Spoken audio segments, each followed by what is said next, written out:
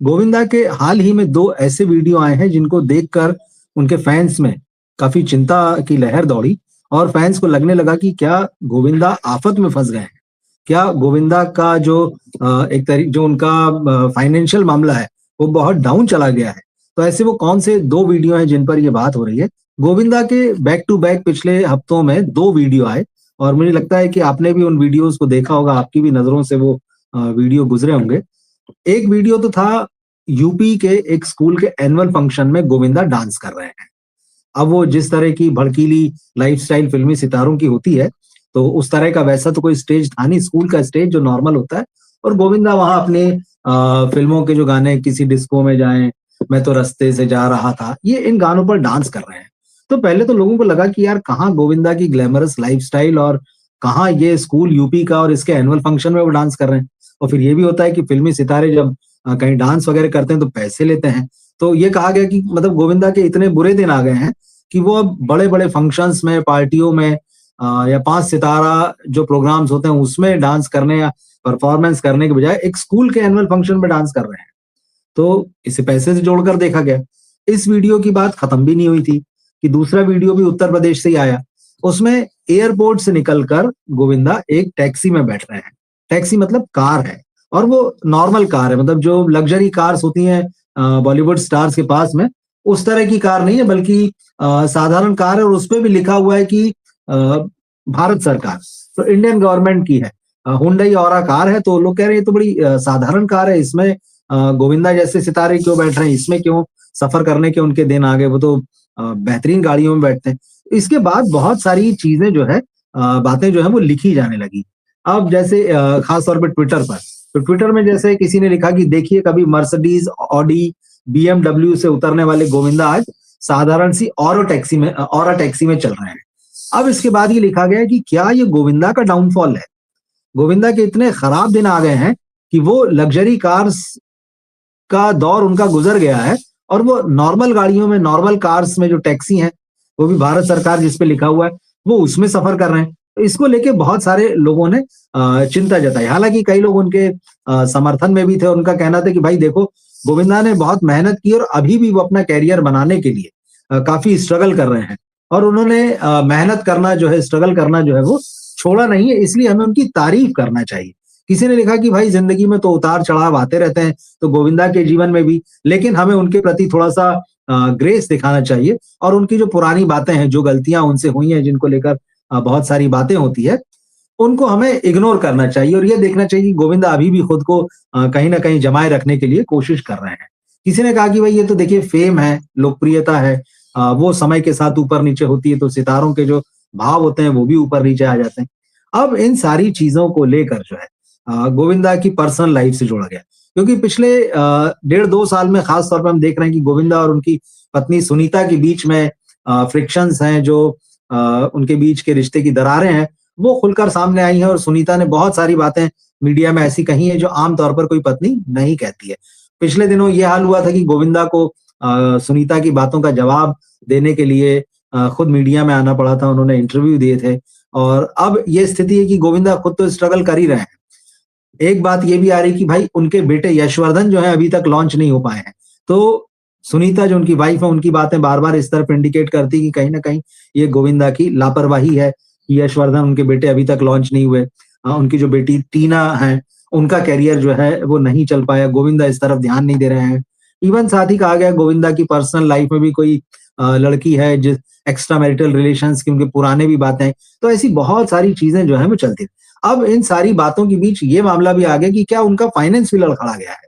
तो अभी मैं आपको अब आगे बताऊँगा कि गोविंदा के फाइनेंस की क्या स्थिति है, मीडिया में जो रिपोर्ट्स आई हैं वो क्या कह रही। क्या सचमुच गोविंदा का डाउनफॉल आ गया है? क्योंकि पिछले ही साल गोविंदा ने ये भी कहा था जब ये सारी कंट्रोवर्सी वाइफ के साथ चल रही थी और उनके करियर पर बहुत सारी उँगलियाँ उठ रही थी कि भाई वो तो खत्म हो गए हैं। गोविंदा का की पत्नी का कहना था कि वो चापलूसों से घिरे रहते हैं।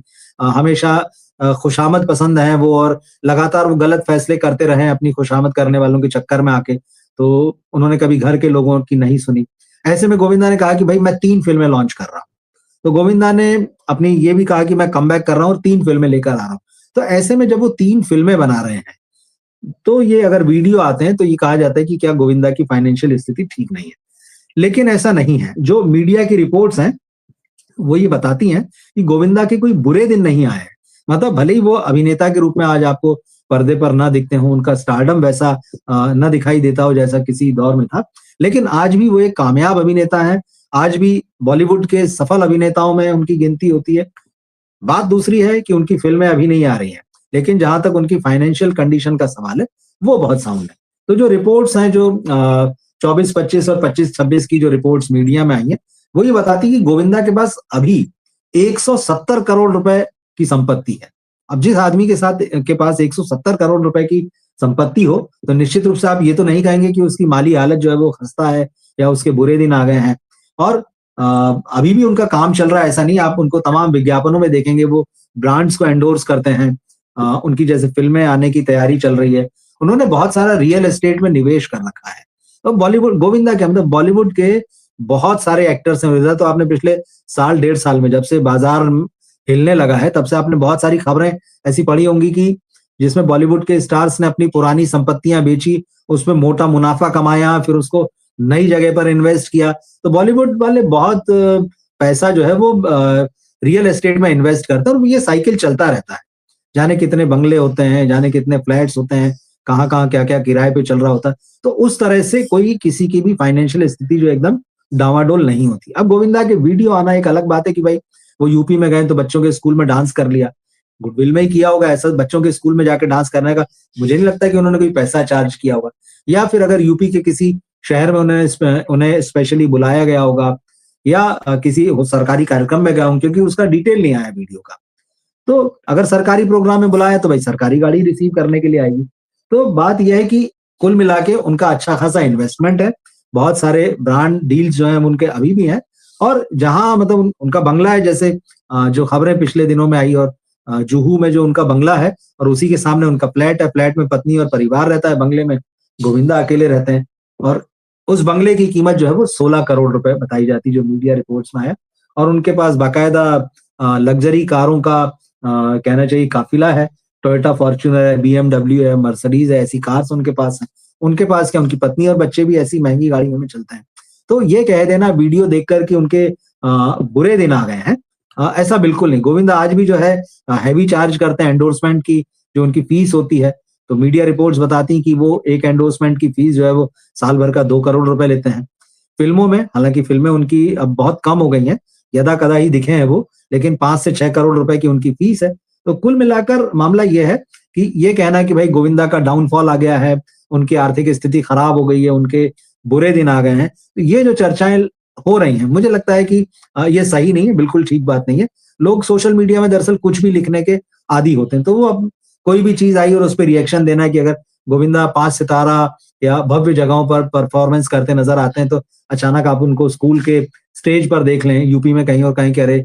यहाँ नाचने का पैसा ले रहे होंगे, अब ऐसे कार्यक्रम में डांस कर रहे हैं। या अगर वो भारत सरकार लिखी हुई कार में, टैक्सी में सफ़र कर रहे हैं, तो कहना कि अरे! ये तो लग्ज़री कार्स में घूमने वाले हैं, तो अब ये दिन आ गए हैं कि ऐसी कार में घूम रहे हैं। तो मुझे लगता है ये कहीं न कहीं मिस इन्फॉर्म्ड लोग हैं जो इस तरह की चीज़ें लिखते हैं। तो गोविंदा की हालत बिल्कुल ठीक है मुझे लगता है, तो उसपे कोई चिंता करने वाली बात नहीं। ये ज़रूर है कि हाँ, उनकी पर्सनल लाइफ़ में बहुत ज़्यादा उठापटक चल रही है और हर 10-15 दिन में या महीने भर में कुछ न कुछ ऐसी बात आती है, उनकी पत्नी की तरफ से उनका कोई नया इंटरव्यू आ जाता है, जिसमें एक आध वो नया धमाका कर देती हैं। आम तौर पर गोविंदा शांत रहते हैं, लेकिन कभी-कभी ऐसा भी होता है कि उन्हें जवाब देना पड़ता है। जैसे लास्ट ईयर एक मौका आया था जब सुनीता आहूजा ने कहा था कि भई बहुत सारे चमचों से और ऐसे-वैसे पंडितों से घिरे रहते हैं जो लाखों लाख रुपए उनसे खर्चा करा देते हैं, ऐंठ लेते हैं, इस तरह की बातें कही थी। तो गोविंदा को बाकायदा उनके जो पर्सनल ज्योतिषी और पंडित जी हैं उनके लिए गोविंदा ने खुद मैसेज बनाया था वीडियो में और कहा था कि मैं क्षमा माँगता हूँ, और उन्होंने पंडित जी के बारे में बहुत सारी अच्छी बातें कही थी। फिर उसके बाद ये जब उनकी पर्सनल लाइफ़ पर भी अटैक हुआ था, एक लड़की कोमल नाम की लड़की का नाम आया था एक इंटरव्यू में, और गोविंदा की वाइफ ने कहा था मुझे बड़ी नफ़रत है इस नाम से। फिर ये नाम की चर्चा चल पड़ी कि गोविंदा की जो सो कॉल्ड नई गर्लफ्रेंड है, उसका नाम कोमल है। तब गोविंदा ने सफाई दी कि ये सारी चीज़ें गलत हैं, ऐसा कुछ नहीं।